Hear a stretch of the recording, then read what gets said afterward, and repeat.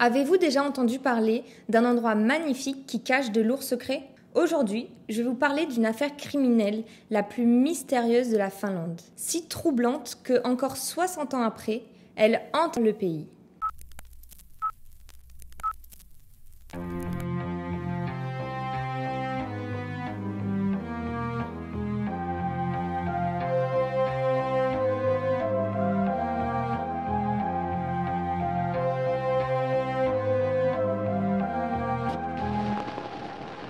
Bienvenue à tous, aujourd'hui je vais vous raconter l'histoire des 4 adolescents du lac de Bodom. Pour vous remettre dans le contexte, on est en 1960. Le lac de Bodom se situe à 22 km de la capitale de la Finlande, Helsinki. Le lac est très réputé pour sa tranquillité, sa beauté, c'est vraiment un endroit où les gens vont régulièrement faire des randonnées et se sentir comme en liberté. Mais la réputation de ce lac va être chamboulée dans la nuit du 4 juin 1960. Il faut savoir qu'on est en 1960, donc que la criminalité est assez rare. C'est pour ça aussi que cette histoire a vraiment impacté la Finlande. Je vais maintenant vous présenter les 4 victimes. Il s'agit de 4 adolescents. Donc on a 2 filles, Maila et Anja, qui n'ont que 15 ans au moment des faits, et 2 garçons, Nils et Seppo. Les 2 amis sont en fait 2 couples. Maila est en couple avec Nils et Anja avec Seppo. Les garçons, eux, ont 18 ans. Ils décident tous les 4 d'aller fêter l'anniversaire de Maila qui arrive le 6 juin au lac de Bodom. Au début, les parents, surtout les parents des jeunes filles, sont assez réticents. Ils finissent par accepter. De plus, les garçons avaient l'habitude d'aller à ce lac. Ce sont 2 passionnés de pêche qui s'y rendent assez régulièrement. Ça rassure les parents. Et les 4 adolescents partent le 4 juin au soir en direction du lac. Ils arrivent au lac en moto, sur les 2 motos des garçons. Ils commencent directement à préparer leur campement, ils sortent les tentes, leurs provisions. Les adolescents ont réussi à s'isoler dans un petit coin tranquille. Le lac est de toute façon globalement peu fréquenté. Il y a toujours quelques campeurs, des randonneurs. Il y a aussi un kiosque pas loin du lac qui permet de s'approvisionner. Retenez bien ce petit kiosque. Maintenant que les jeunes sont installés, ils décident directement d'aller se baigner et profitent de leur soirée de liberté. Le soir commence à arriver. Les garçons décident de pêcher un peu, puis la soirée commence. Ils grignotent et fêtent le futur anniversaire de Maila. Ensuite, les 2 couples décident d'aller se coucher dans leur tente. Malheureusement, on ne sait pas ce qui s'est passé. On est maintenant le lendemain matin à 6 heures. Des randonneurs aperçoivent au loin un campement avec comme l'impression de voir des gens dormir à même le sol. Ils sont trop loin pour voir la scène d'horreur. De plus, ils aperçoivent un homme blond, grand et fin sortir d'une des tentes avant de se dissimuler dans la forêt. Ils ne s'inquiètent donc pas plus que ça. C'est seulement à 11h qu'un jogger va passer, lui, beaucoup plus près de la scène de crime. Il va directement être sous le choc quand il va se retrouver face au corps de Maila qui est sur la tente et qui est complètement mutilée. Elle a reçu plus de 15 coups de couteau. Directement, il appelle la police.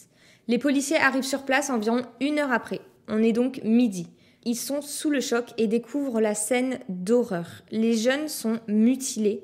Ils ont reçu des coups de couteau. Ils ont reçu des coups de pierre au niveau du visage. Au niveau de la scène de crime, on remarque que les clés des 2 motos ont disparu, mais pas les motos.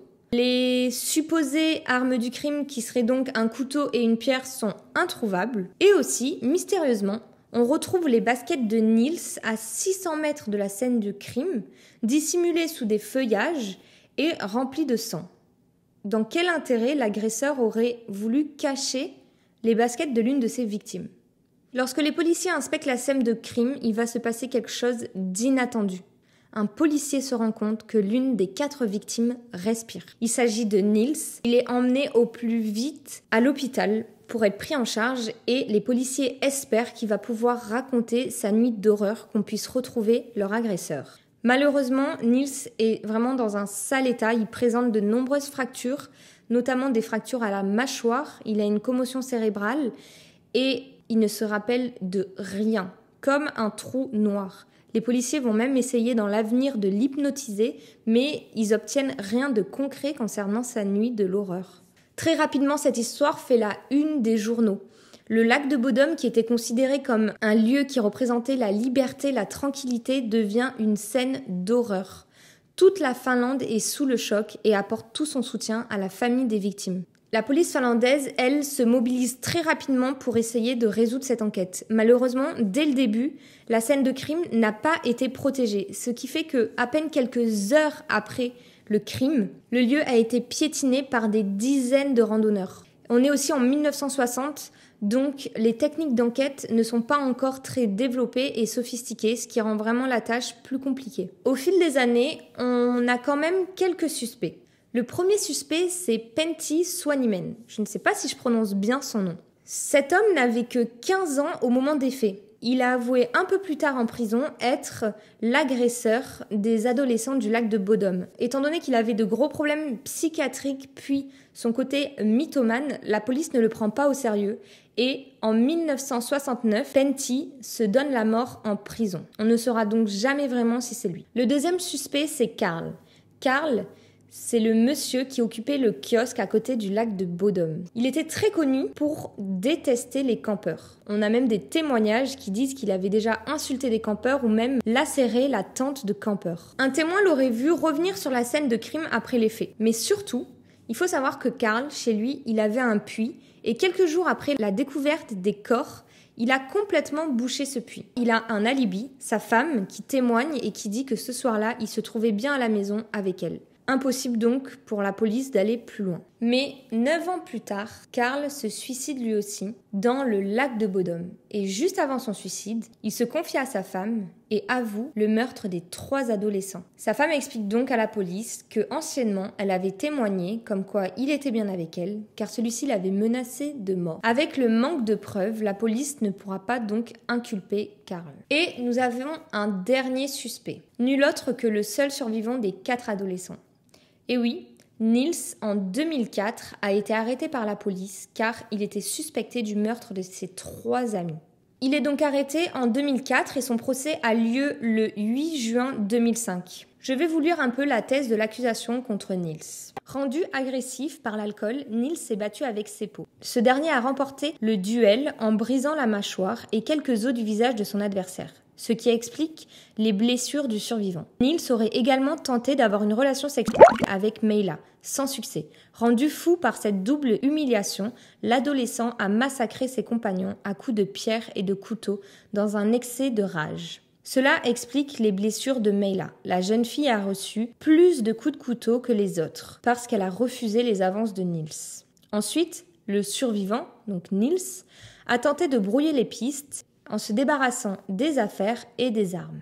L'homme blond qui a été donc aperçu par les randonneurs le 4 juin au matin ne serait nul autre que Nils en train de quitter la scène de crime. De plus, il faut savoir que grâce au progrès technologique, l'affaire a été reprise plus tard et on a pratiqué des analyses ADN sur divers éléments matériels liés au meurtre. Et ces analyses ADN montrent une chose, les 4 amis ont toujours été seuls sur la scène de crime. On a notamment aussi les chaussures de Nils qui ont été retrouvées remplies de sang. Elles étaient remplies du sang de Anja, de Meila, de Seppo et de personne d'autre. Comme si l'agresseur n'avait pas saigné, ou même pourquoi n'y a-t-il pas le sang de Nils sur ses propres chaussures. Et face à la thèse de l'accusation, on peut se demander comment Nils, après s'être battu avec Seppo, il présente donc de multiples fractures, il présente la mâchoire déboîtée, il a une commotion cérébrale. Comment peut-il trouver la force d'abattre 3 de ses amis? C'est vrai que c'est assez inimaginable, sachant qu'ils sont 3 face à 1 qui est donc vraiment amoché. C'est avec ces arguments-là que les avocats vont réussir à mettre le doute parmi les jurés. Le procureur, lui, demande l'emprisonnement à perpétuité de Nils. Mais ce dernier sera finalement acquitté en octobre 2005. Depuis ce jour-là, le dossier n'a jamais évolué.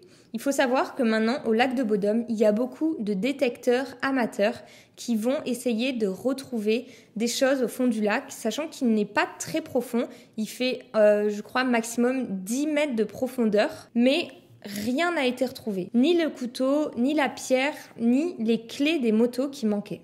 L'acquittement de Nils a été accueilli avec des opinions très partagées. Certains pensaient que la justice venait de libérer un coupable, et d'autres pensent que la justice a essayé d'accuser un innocent. Ça reste aujourd'hui un sujet avec de nombreux débats, le pour, le contre, Nils, sachant quand même qu'on a deux autres suspects qui ont avoué les faits du crime. C'est vraiment une histoire très mystérieuse. Aujourd'hui, l'histoire a vraiment trouvé sa place dans la culture finlandaise. Elle est connue dans toute la Finlande et même à l'international. C'est une histoire qui a beaucoup inspiré. Il y a des films qui sont sortis dessus. Elle a même inspiré des groupes de musique. L'affaire des enfants du lac de Bodom est l'un des plus grands mystères de la Finlande. Des victimes innocentes, un suspect acquitté et une multitude de questions sans réponse. Cette histoire a tout d'un scénario d'un film, mais pour le pays et pour les victimes impliquées, c'est une réalité tragique. Merci d'avoir suivi cette vidéo sur l'affaire du lac de Bodom. N'hésitez pas à me dire en commentaire si vous avez des théories, ce que vous pensez des 3 suspects et surtout partagez vos opinions sur cette histoire. On se revoit très vite pour une nouvelle vidéo.